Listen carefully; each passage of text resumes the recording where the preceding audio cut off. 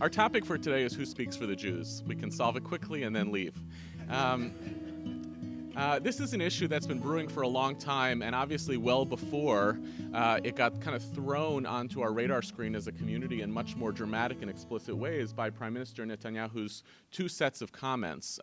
One in Paris to the Jewish community in Paris that was reeling after the terror attacks, in which he said something to the effect of, I bring condolences on behalf, not only on behalf of the state of Israel, but on behalf of all the Jewish people.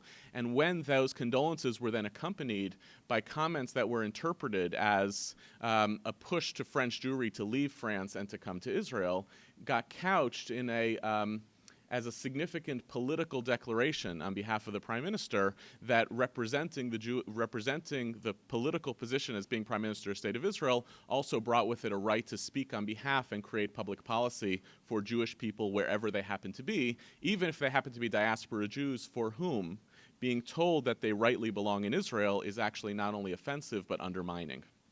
The second place in which Netanyahu made these comments was on the runway before boarding the plane to come to give his speech at Congress, in which he said, again, something to the effect, you can find the videos online, said something to the effect of, I'm going to warn the world, not merely on behalf of the State of Israel, but as a representative of the Jewish people.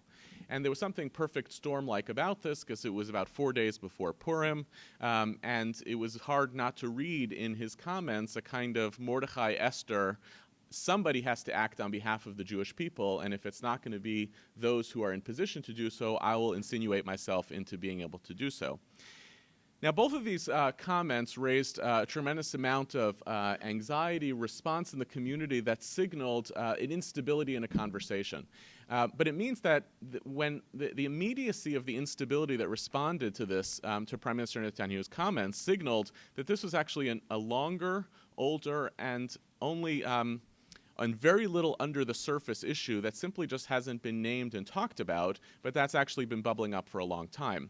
A lot of different signals and indicators of Jewish life in North America, as well as the changing place of the State of Israel in terms of representing the Jewish people, have been accumulating for quite some time. Right? So let's unpack a few of them. A small moment that took place right after President Obama. Oftentimes, Obama and Netanyahu are not mistaken for one another, so I apologize for that. Right after President Obama was elected, the invitation list for who represents the Jewish community at White House meetings when the president wants to speak to the Jewish community suddenly became different than the last year's version of that list under President Bush.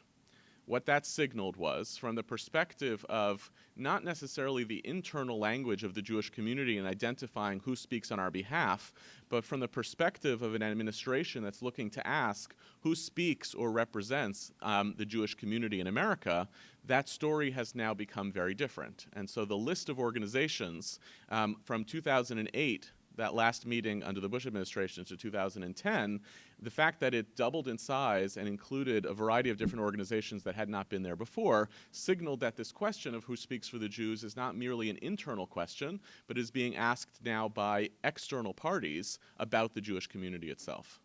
The larger issue is not merely about the relationship between Jews and the State of Israel and the right of the Prime Minister to speak on behalf of American Jews, but a larger question about Jewish life in America in general. We haven't noticed it often enough, but Jewish life in America has become fundamentally a voluntary activity. We are members by dint of the fact that we choose to be part of a Jewish community. That has not universally or historically always been the case for diaspora Jewish life. Right? In previous iterations of Jewish history, you were part of the Jewish community whether you liked it or not, because of coercive structures that existed on the outside of the Jewish community that constantly reminded you that you were incapable of crossing the boundary and leaving your own community to belong to a larger polity.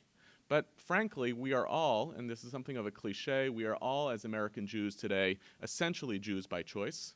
And we are members of the Jewish community explicitly by choice.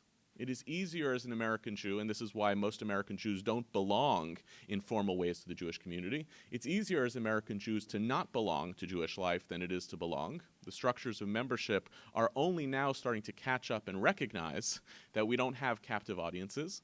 And it forces us to ask questions not merely about does the State of Israel have the right to speak on behalf of the Jewish community, but do our core institutions that for a long time positioned themselves as the voice of the community or the representative of Jewish life in America, do even those institutions have a meaningful constituency that they can use to say when we make policy on behalf of a Jewish community, we're representing the community at large? Or are these institutions only the representatives of those who choose to participate?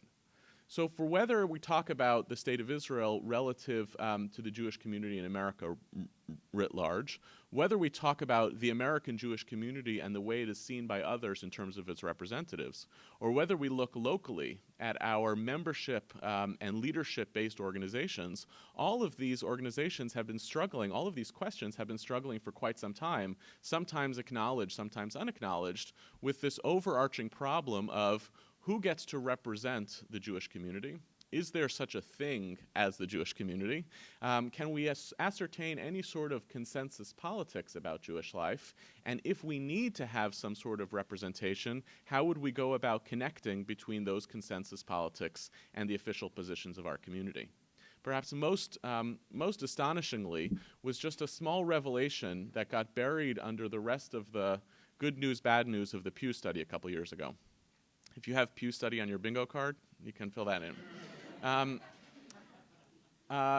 There was a lot going on when the Pew study came out. A lot of Jewish communities and institutions responded to it as a kind of litmus test of their general optimism or pessimism about Jewish life. But one of the pieces of data of the Pew study that really got almost buried was the overwhelming preponderance of American Jews who responded with negative opinions about the State of Israel's policy vis-a-vis settlements, occupation, and so on. Something between 75 to 90% felt that the State of Israel was on a wrong course with respect to its settlement policy and the occupation.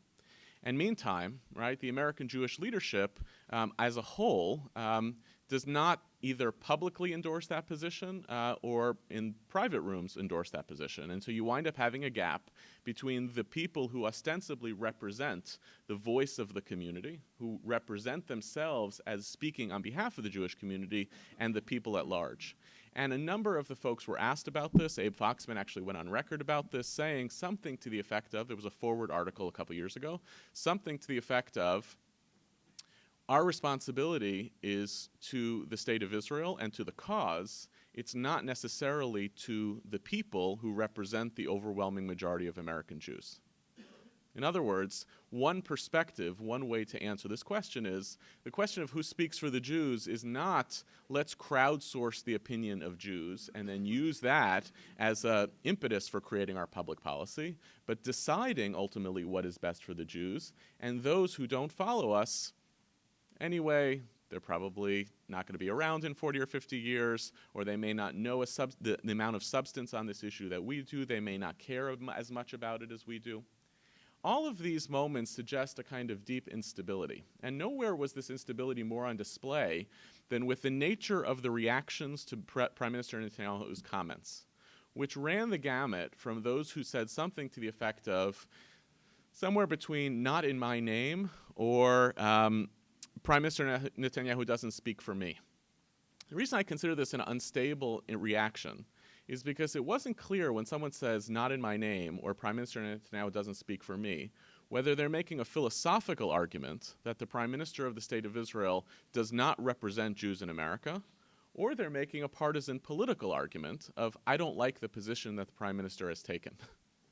Because a lot of the folks who actually said publicly, Prime Minister Netanyahu doesn't speak for me, on plenty of other occasions feel deeply invested in the policies of the State of Israel in ways that signal that they actually do feel deeply implicated by the policies of the State of Israel as Jews and passionate about changing them. But when someone merely responds and says, Prime Minister Netanyahu doesn't speak for me, that may be a substantive critique or it may be a political critique, right? Is it a matter of saying nothing that the State of Israel actually does implicates me? Or is it a matter of saying I simply disagree with this policy as it's being articulated? I'm sure there were others who were ultimately holding under the surface a sense of believing that the whole peoplehood agenda, some notion of a Jewish community that can be spoken for or represented, doesn't implicate them. They don't belong in that story. But again, that's a very different argument than saying, yes, I believe in the Jewish people, I believe in the necessity of a public policy for the Jewish people, but I wish that in this moment that public policy would be a little different. Right? Those things wind up having really different implications. I've tried this out a number of times over the last year, traveling around the country and talking to Jewish communal audiences. And oftentimes someone will say to me, either, and these are really very different, I can't stand when the Prime Minister speaks on my behalf, right? When I'm an American Jew and what happens there is doesn't implicate me. Or someone will say, how scandalous it is that Jews around the world are identified and sometimes attacked because of the policies of the State of Israel. Now, I'm not defending the right of attacking Jews based on the policies of the State of Israel. But one of my responses to them has been, have you or any of your relatives ever forwarded around an email that talked about all of Israel's Nobel Prize winners, right? Or all of the great things that Jews have done?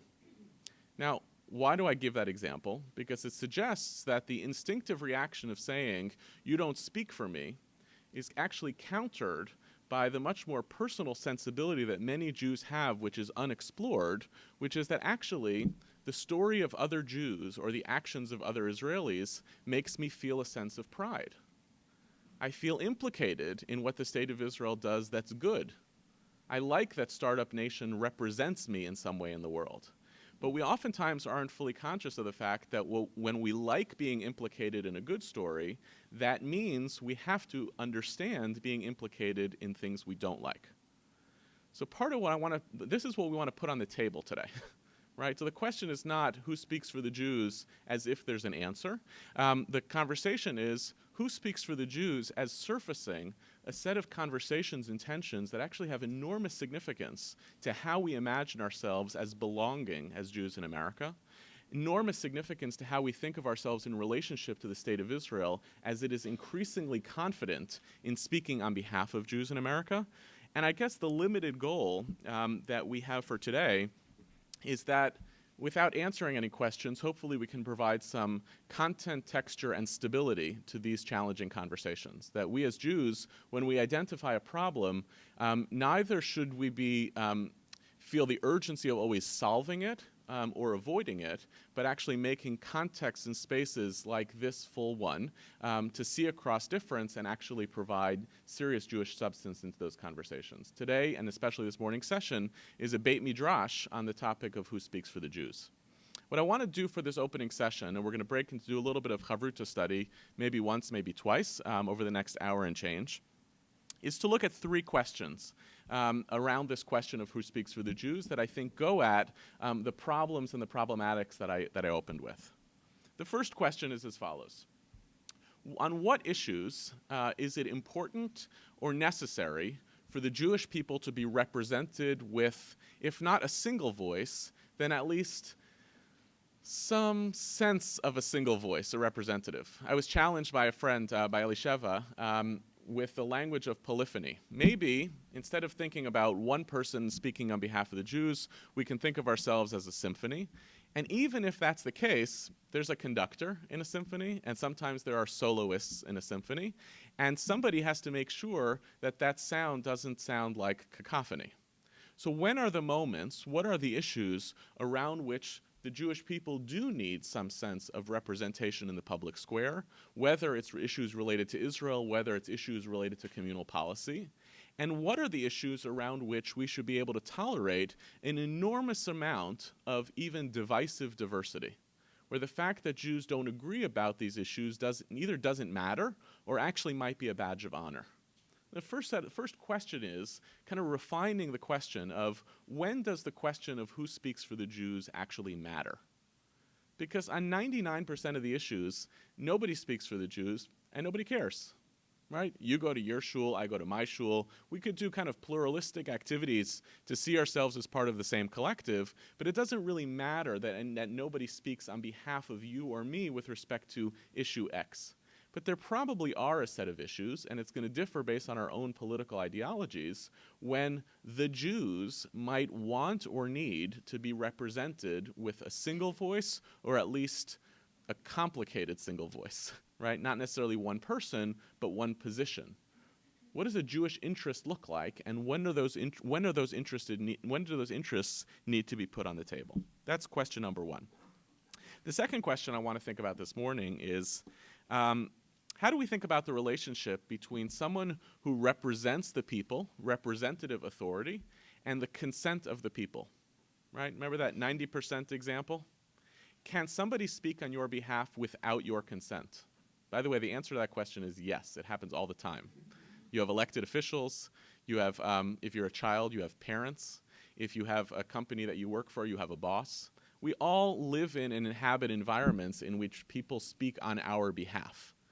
And we don't necessarily consent to it, except through implicit acts of consent of wanting to belong to those structures and recognizing that the cost of belonging is sometimes the relinquishing of our own autonomy.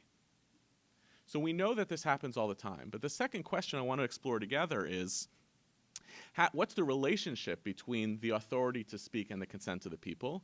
And what are the mechanisms by which authority can speak on behalf of others? Right? What are the ways in which that happens? One example of that, and I don't want to give away what we're going to do in part two, but one example of it is the Conference of Presidents of Major Jewish Organizations was created by President Eisenhower. It was created by Eisenhower because he didn't want to talk to all the Jews. Nobody does, right? He turned to the Jewish community and said, if you want me to actually have a policy that's in the interest of the Jewish community, send me one guy. And the Conference of Presidents was a way to have one representative in front of the President of the United States.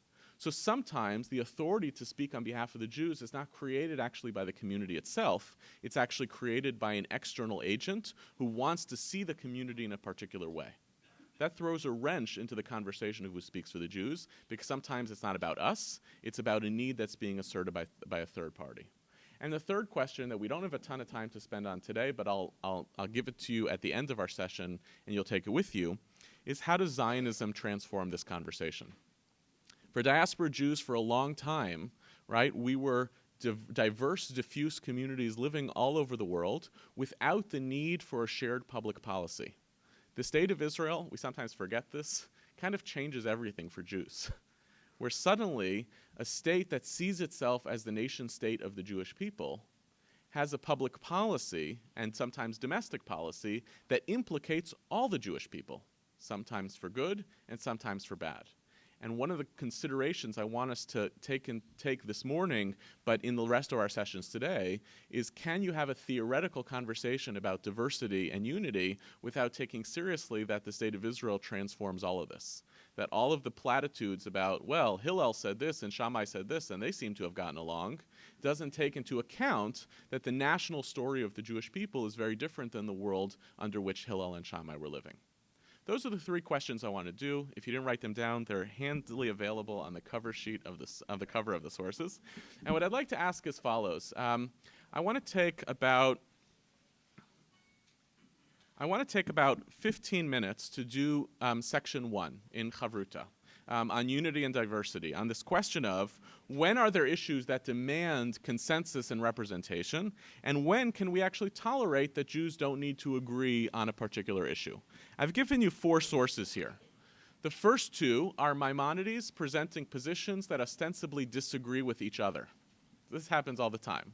One in a realm of law, which Maimonides expresses very clearly that there can be an agent who represents the Jewish people, and then in the context of his introduction to the book of law, talking about how there can be no public policy across the Jewish community.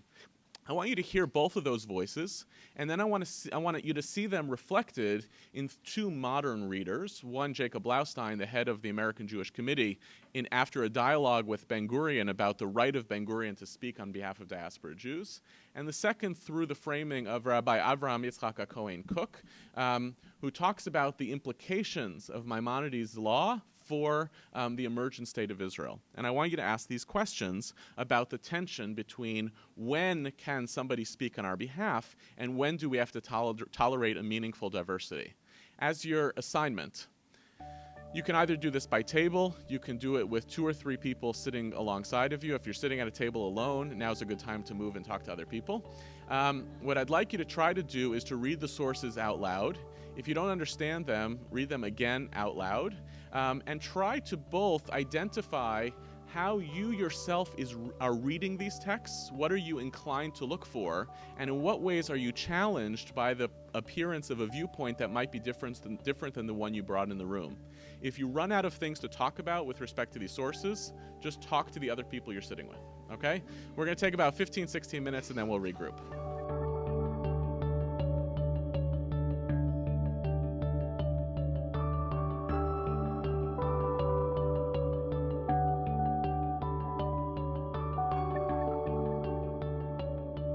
Okay, so I hope you got through at least some of these pieces. Hopefully you got a little bit to Rav Kook, because he does something very interesting that I want to point out. What I want to do is just offer a few comments running through what I think are maybe a core narrative that emerges from these texts, and suggest it as an idea for our conversation, and then open up to some of the things that you may have seen either as moves or nuances within these texts or observations on how these texts are relevant for or implicate the conversation that we're having. So Maimonides says very boldly and explicitly, right? The exilarchs function in Babylon instead of the kings.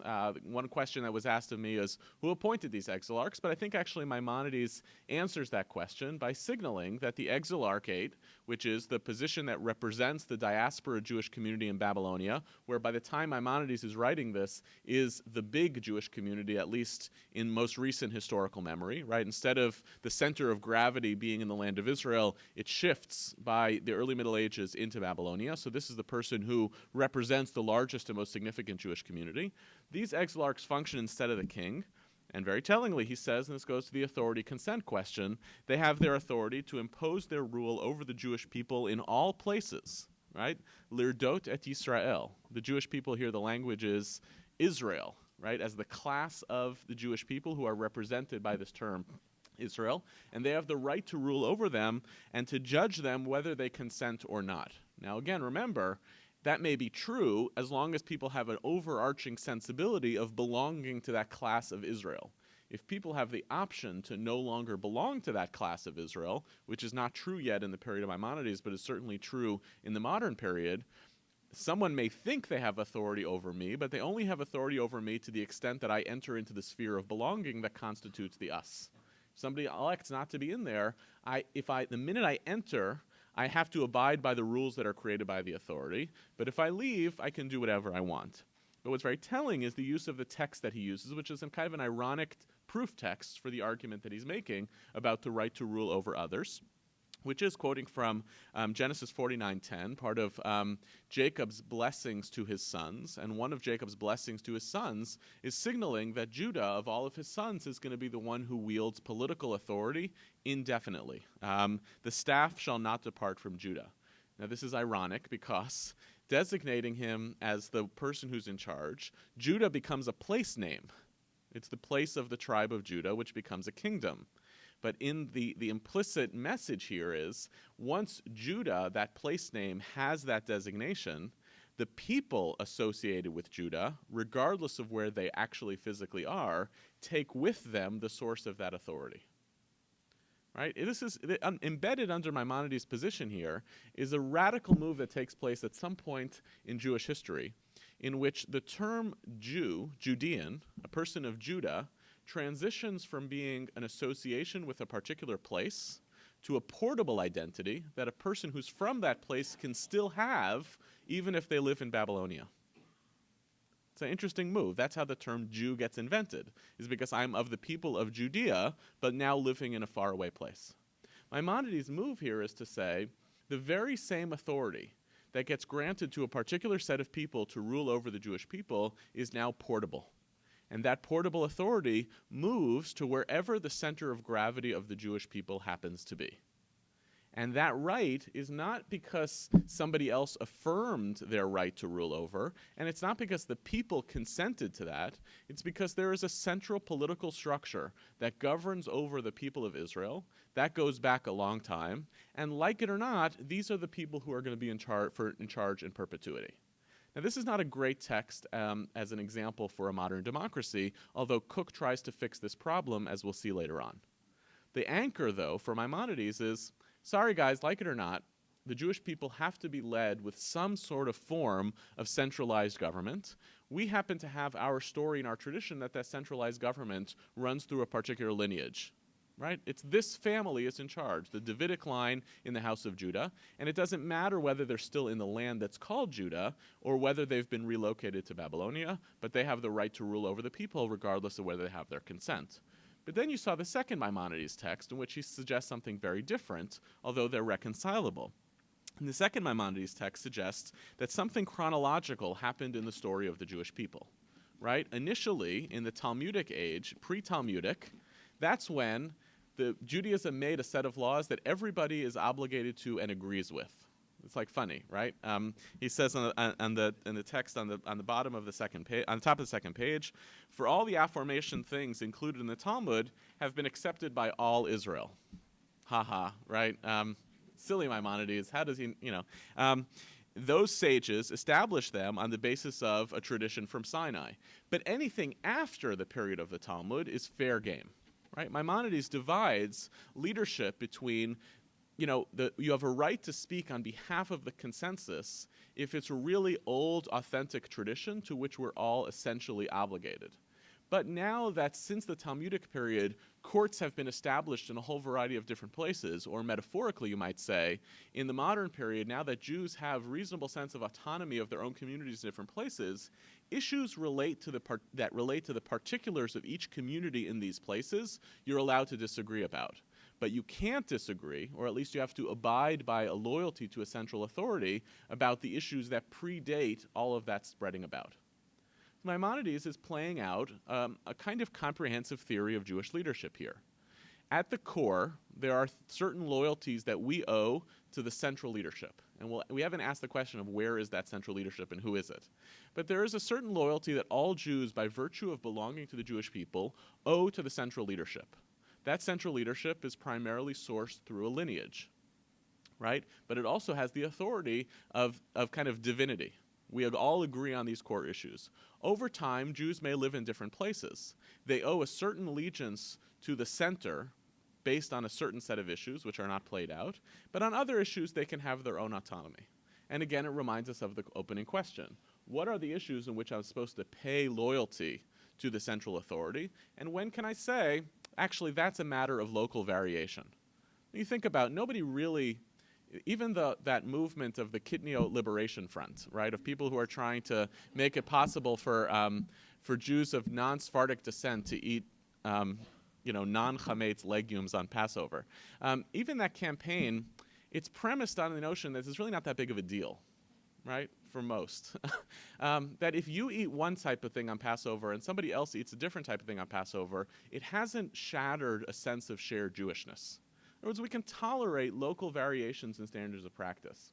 But in that argument, you would have to then concede, based on Maimonides' position, are there issues in which I say, you know what, I may not like it, I may not consent to it, but that person speaks on my behalf, whether because they have the right lineage or because it's an issue that matters in a different way than Kitniot on Passover.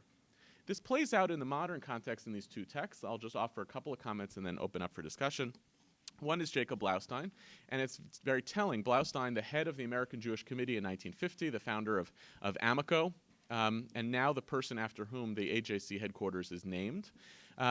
Blaustein responds to a comment by Ben-Gurion right after the creation of the State of Israel, when Ben-Gurion says, now that the State of Israel has been created, the next great activity for diaspora Jews is to make Aliyah, and particularly American Jews. You have money, you have capital, you have numbers, you have people. Come make Aliyah, and you'll help us kind of tilt the balance on our side in all sorts of ways. And Blaustein remarkably says no. Actually flies to Israel, meets with Ben-Gurion, and then issues this press release under the auspices of the AJC, saying the Prime Minister's statement makes it clear, among other things, without any reservations, the State of Israel speaks only on behalf of its own citizens and in no way presumes to represent or speak in the name of Jews who are citizens of any other country, and that the Jews of the United States as a community and as individuals have no political attachment to Israel. This means that the allegiance of American Jews is to America and America alone, and should put an end to any idea or allegation that there's any such thing as dual loyalty on the part of American Jewry. Now, that last sentence is kind of a little bit of a giveaway. The problem that Blaustein is dealing with is not really, I disagree with what the Prime Minister said. The problem he's dealing with is accusations by other Americans that when Jews get a Jewish nation state, that jeopardizes the standing of American Jews to be authentically Americans. He's operating within a particular early Cold War context of this anxiety about multiple loyalties. And yet there's something vaguely Maimonidean, at least the second half of Maimonides of what he's saying, which is, yes, we in some ways belong to some sort of larger shared polity, but our regional or our differences enable us to be in charge of our own community, and they're in charge of their community. In fact, for many people responding to Netanyahu's comments, it was like a great week for Jacob Blaustein. Many, many people kind of channeled and hearkened back to this moment in which the Prime Minister of the State of Israel said one thing ostensibly on the behalf of the Jewish people, and someone who was identifiable as a mainstream leader of the organized Jewish community came back and said, no, you don't get to speak on our behalf because we lead our own communities. Now again, the paradox though is nobody now speaks with the same authority on behalf of the American Jewish community as Jacob Blaustein did in 1950, because we don't see ourselves in relationship to our institutional leaders the way that American Jews did in 1950. So the hearkening back to Blaustein to say, you don't speak for us because what Blaustein is saying is, I speak for us. The reason why it's ineffective now is because nobody is the counter-narrative. Nobody actually speaks on behalf of Jews in America. Because Blaustein's not saying radical diversity and pluralism of ideas. He's saying, instead of you, it's actually me. But so underneath the surface, even of Blaustein's position, is an awareness that somebody does speak for the Jews, it just may not actually be the leader of the State of Israel. The Cook text, which I find totally fascinating, is a use of Maimonides and a modernizing of Maimonides to essentially make the following argument. What he says is, the center of gravity of the Jewish people determines where the exilarch's power actually lies. Right? So the fact that the king in the land of Israel can port over his authority to the exilarch in Babylonia means that central authority of the Jewish people can move. So where is the center of gravity? Identify it.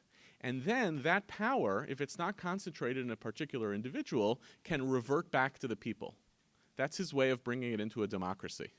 If the people then say, this is our elected leader, that person bears the same authority as the king or the exilarch. It's a nice trick, right? It's like a good reading. I want to be able to identify how there can be communal and collective power. I see that it gets routed through this office. You identify the office as representing the people. Who do the people want to be in that office? That person then gets to speak on our behalf. Cook is the explanation why someone would say, Prime Minister Netanyahu, not only is he not the leader of the Jewish people, he only got 25% of the vote. But the response, based on a reading of Cook, is 25% was more than anybody else, and that represents the will of the people to designate this person as their spokesperson. Cook acknowledges, though, that only relates to issues of collective policy, in which you need one representative of the people, but it doesn't mean that you can't tolerate diversity on a whole set of other issues in which you can have local variation. I'm going to call this the David Ellenson, Deborah Lipstadt exception, which is why mainstream leaders of the Jewish community like David Ellenson and Deborah Lipstadt can write a publicly critical op-ed of Israeli policy when it comes to personal status issues, right? Because that's an area in which we should be able to tolerate regional diversity in defining who is a Jew and how Jews should act. And the State of Israel is seen as overstepping its bounds, even by folks who are thought of as being major loyalists to the Jewish community. But I'm not picking on David Ellenson or Deborah Lipstadt. It's unlikely that David Ellenson or Deborah Lipstadt would write a similar op-ed when it comes to the issues of policy to which they yield to Prime Minister Netanyahu to speak on behalf of not only the State of Israel, but in essence the Jewish people. They're playing out the end of the Cook piece here. Yes, we concede that there can be central leadership on behalf of the people, except it doesn't extend to all issues in which we can tolerate local variance. So you see a kind of narrative emerging here without specifics. There is a kind of awareness throughout these texts of the Jewish people need some sort of engine of political representation, whether it's an king, an exilarch, or ultimately a democracy. People are meant to yield their authority, even without their consent, to that central authority, but that doesn't mean that that central authority gets to rule on every issue. I can still tolerate local distinction and local variation on issues for which it doesn't matter to have a central public policy for the Jewish people. So questions, responses, or comments? I'll repeat them after they get asked. Yes? On issues that are essential and existential, am I able to cede authority to whoever the Reish Galut or Reish Medina is, then I may actually make the claim that a personal status issue is existential because it determines the future of the nature of the people itself. I actually believe, as an American Jew, the survival of the Jewish people is best served by a negotiated settlement with Iran, and therefore you do not have my consent as a people. So Good. I think you could make the argument flipped in both directions. Great. So to paraphrase Winston Churchill, we agree on the premise, and now you're just arguing or negotiating about the price, right? So in that context, your argument would say, I'm willing to acknowledge that there are moments in which the Jewish people can have an essentialized notion of leadership that speaks on our behalf, and there are other issues that are not. We just disagree about what are the essential issues in which we should concede authority to the center. Right, but you're acknowledging that there is a kind of right to speak out, and then there's a whole other separate debate of how do the members of that polity, who don't consent to the policy that's been put in place, how do they register that disagreement and that lack of consent, and what's the relationship between the authority and the people who disagree or dissent with regard to those policies? But yes, that's a fair comment. Yeah, Sheridan. So within Israel, right, there are certain standards around marriage and civil relationships that have become more liberal recently because they're not dictated by Talmud. And do you think that really is the essence of what is negotiable within Israel and what isn't? So marriage itself has been within the house of the religion. Muslims can marry Muslims, Christians can marry Christians, Jews can marry Jews, and since then there have been some variations of exceptions, and civil marriages can happen, and if you are from another country, you can get married at an embassy, or marriage will be recognized if you return to the country. When it comes to same-sex unions, they're acknowledged if they come in from outside the same way that a multi-faith relationship would be.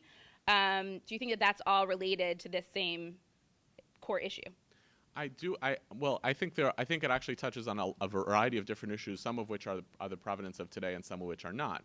But I think the place in which it comes back to the same issue is, does a central authority of the Jewish people, are there essential reasons why a central authority of the Jewish people needs to determine this policy, because it winds up implicating the Jewish people in a variety of places? And part of this is once the State of Israel got into the business, which it needed to do for its own self-definition, of connecting Jewishness with citizenship, right? In order to become a citizen of the State of Israel, it had to give a definition of Jewishness that was sufficient to be a citizen of the State of Israel. Once it got into that business, it's now in that business, right? So once it's in that business, some of these issues become a playing out of the consequences of that original decision. And again, there could be a reasonable policy disagreement of, I don't want the State of Israel to be in that business at all because determining Jewishness should be a local activity of all local Jewish communities. But there's a counter argument which says, if I want to sustain some notion of Jewish peoplehood, and I already have to be in the business of determining some personal status issues, maybe it should be part of what the State of Israel actually should do, but I would like it to do it differently and or better. right? And those wind up then being really different arguments. Let me take one or two more comments. Yeah, Elisheva. I'm not sure I really agree with the way you framed David and Deborah's exception. You framed it as being about non-core argument. On the core, life-saving, viability-related things, we all have to get on board. On other things, we can argue. But I think that the language that we've seen of dissent, or where people say, we are fighting for the soul of the State of Israel. We see it in the New Israel Fund's materials. We see it in a lot of other places. I think that represents people who would frame it the opposite way around. On the stuff that's already water under the bridge that we all agree on, good, I can go along with that.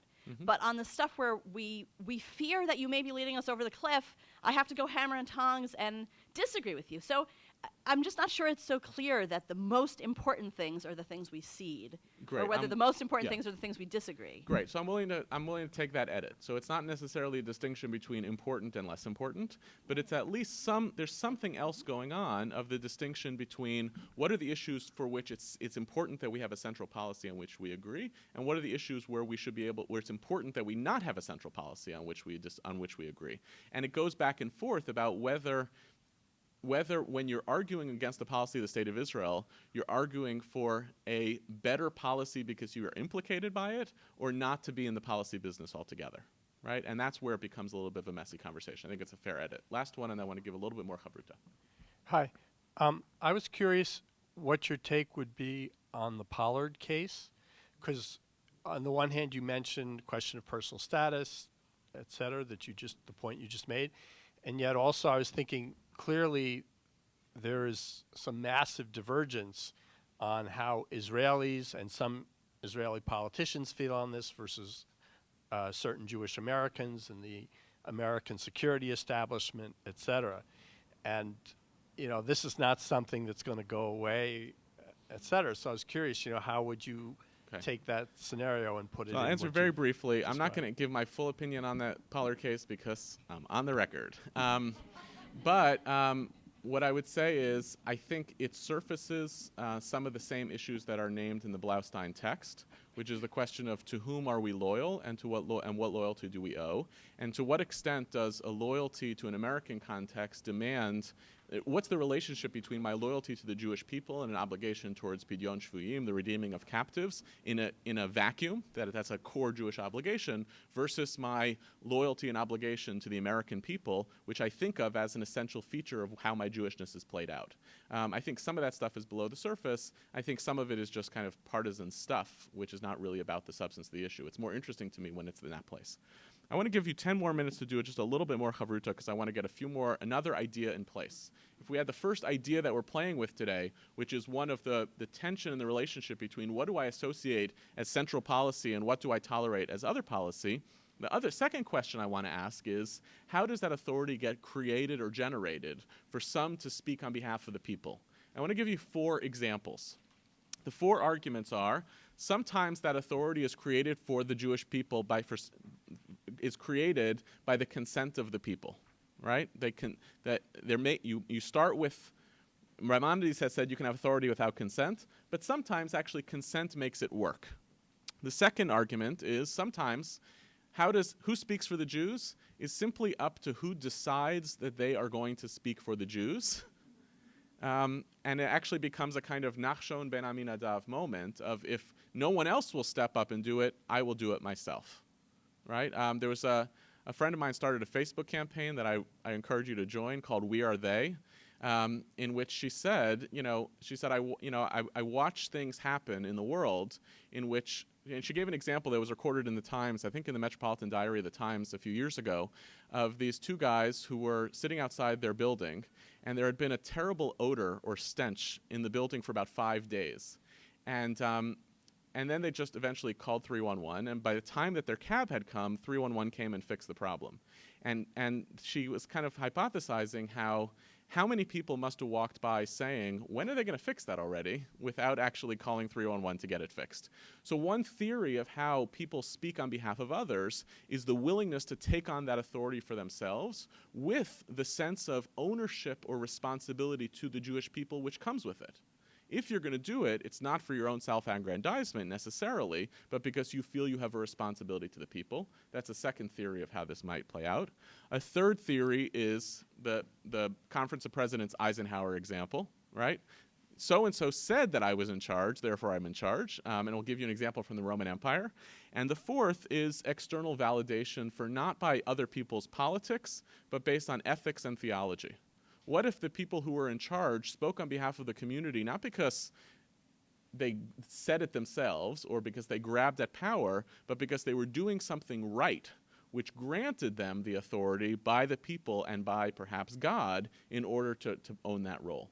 I want you to look at these four. I want you to think about the ways in which they relate to each other, and I want you to ask which of these are more and less appealing. We'll take about 10 minutes, and then we're going to wrap up. Same rules of Chavruta. So I recognize that this was an ambitious source sheet and that we could have spent a full hour and a half on section 1 or section 2, but I do want to give my colleagues and the program an opportunity to continue. So let me make a couple of just brief comments about this section and some closing words. In this section, I wanted to outline a number of different possibilities for even how we imagine how this authority is acquired and what are the sources of that authority. And I presented 4, and I'm sure that there are more than that. The first is the model of consent. The imagined story in the Talmud is that God gives the people the Torah of Israel not with a negotiation, but with a threat. Either take it or you won't be the Jewish people anymore. And so therefore, actually, there's two models of authority in this one text. The first is sometimes people wield authority over you because you don't have a choice, right? A kind of God as totalitarian regime, right? God is ruling over you and threatening your existence. But the text is so uncomfortable viscerally with this model that it looks for a different proof text in Jewish tradition to assert that the people eventually consented and retroactively fixed the problem. You know, one way to read this as like the therapeutic act that people do in reasserting their patriotism the week after the candidate that they voted for lost, right? I still subscribe to the system, and I kind of express my loyalty and the consent to be ruled over, even though what I really would have preferred is to have consented to the person who actually won the election. Right? That person is now ruling over me against my will, but I'm consenting to actually belong to that story. That's one way in which this happens, in which we have to recognize that sometimes people speak on our behalf, and the dynamics of our own consent wind up playing into the affirmation of that authority. A second story, and it's a little bit arcane, but this is the story of Rabban Yochanan ben Zakkai, right before the destruction of the temple in Jerusalem, who has escaped Jerusalem and is going to speak to the Roman ruler, and in that context makes this incredibly bizarre request that when the Roman ruler grants him a wish, he asks not for Jerusalem to be saved, but for Yavne, a beach town for himself and his friends, in order to begin the reconstituting of Judaism elsewhere. What is so fascinating about this text from a self-awareness perspective is signaling that Yochanan ben Zakkai decided at this moment to pivot the story of Jewish history. Kind of puts the Jewish people on his back and says, the story is not there anymore. I'm going to actually tell the story of the Jewish people somewhere else. And it becomes a kind of really interesting, suggestive text to say to us, sometimes who speaks for the Jews are those who say, well, nobody really appointed me, and I may have made a bad decision, as the critique of within the text actually suggests, right? I decided to do this instead of asking for Jerusalem as a kind of radical move, but that's a decision that I make in time in hope that I can lead the Jewish people to where they're supposed to go. The third model I laid out for you is, you think Talmudic Aramaic is bad in English? Try Imperial Greek. This is from the Theodosian Code in the 5th century. The moment at which rabbis become rabbis and in charge of the Jewish people is not because, I'm sorry to say to our rabbis, of their wisdom. It's because the church, in the reorganization of the Roman Empire, looks and says, who are the people in the Jewish community who should be in charge of Jews who look and act like us bishops? Oh, it's those guys in the corner who have been talking about hand washing. It must be those guys. And the rabbinic authority in Jewish history, this is at least Seth Schwartz's narrative, and I think he's right, is created by the imperial structure. Rome creates rabbinic authority. Sometimes, like it or don't like it, the reason why people rule over us or speak in our name is because they've been recognized by others, the Roman Empire, Eisenhower, the UN, as speaking in some ways on behalf of the Jewish people that has to be part of this mix. And the fourth text, which is obviously the most appealing, is this famous story of the debates between Hillel and Shammai that went on for years and years, until a voice comes out from heaven saying, these are both the words of the living God. You don't actually, go back to Maimonides, you don't need for one of these to be right in the existential theological sense of the word, but you still need a public policy. These are both the words of the living God, but we follow the position of Hillel. But what's so telling about the end of the text is, why do we follow the position of Hillel? Not because it's legally correct, not because it's actually a better way to rule, but because of the ethics of how Hillel conduct themselves in this conflict is why we want to think of ourselves as being part of the people of Hillel. Now, what's complicated for us, and with this I'll conclude, what's complicated for us is that when we get to this conversation of who speaks for the Jews, we actually are playing in 4 different conversations. Because some of who speaks for the Jews is established by external authorities. Some of who speaks for the Jews is established by the willingness of some people to give their life to Jewish public service and try to put the Jewish people on their back. Some of who speaks for the Jews is created by the fact that we consent to structures that we don't always create. And the hardest one to surface is people who we concede the right to speak on our behalf because they take difference and debate seriously, and they act in ethical ways. I posted this as a hypothetical question on Facebook last week, saying, what would it look like if who speaks for the Jews was determined on the basis of ethics, right? An ethical meritocracy. And it got uniformly panned. It was actually a very fascinating moment of, everybody knows that this is kind of what we want, but it's so easy to be very cynical about that, to say, well, one person said, but you still need brains, and that's not how this works, and those people would be spineless, right? It was a kind of interesting story in even a community that's looking to have clarity around this question of who speaks on our behalf is actually very skeptical of this stunning text of Hillel and Shammai, of the willingness to say those who speak on our behalf are those who actually make difference and disagreement possible, and we give them the right to be right, even though they're not like right in the sense of truth.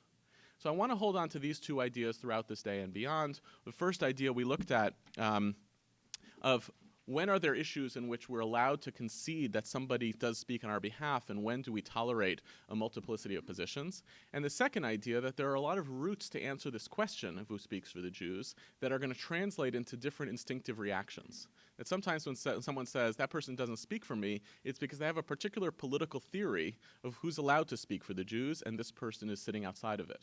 And that the hardest thing for us to do, and I think our challenge, is to try to hold all 4.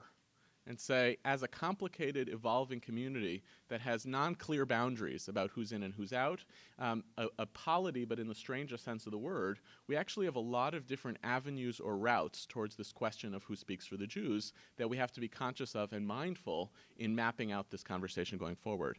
The last word I'll say, I gave you as the last text, which we won't look at today, is just that last question of how does the state of Israel change things?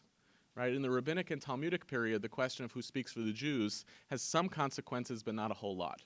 Today, once the state of Israel positions itself as the nation state of the Jewish people, and once a lot of Jews in America concede that point, that it is the nation state of the Jewish people, even if they don't want to live there, the questions of the urgency of resolving the public policy question of who speaks for the Jews takes on a totally different dimension we've never seen before. But my hope is that even as the question becomes important in a different way, that the categories of Section 1 here and Section 2 actually help us to animate that conversation with some ethics and some content, instead of the kind of panic and paranoia that oftentimes governs our communal conversation. Thank you.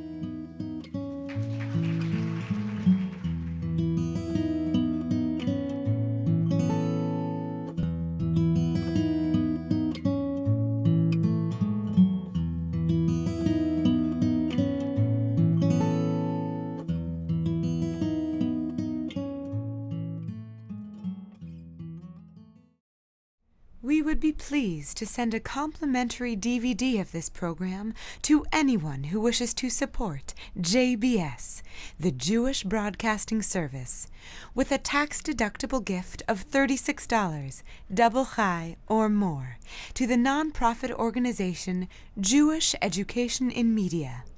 Simply visit the JBS homepage and click on the Donate button to make a donation by PayPal or your credit card.